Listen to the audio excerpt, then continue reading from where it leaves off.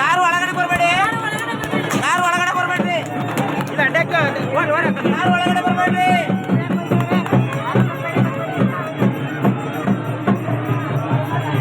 ಅಣ್ಣ ಚಂದಣ್ಣ ಹೋಗ್ಬೇಡ, ಚಂದಣ್ಣ ನೀನು ಹೋದ್ರೆ ಎಲ್ಲ ಹೋಗ್ತಾರೆ ಅಲ್ಲೇ ಮರೆಯಲಿಕ್ಕ.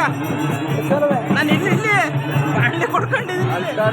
ಬೇಡ, ಯಾರು ಹೋಗ್ಲಿಕ್ಕೆ ಹೋಗಲ್ಲ.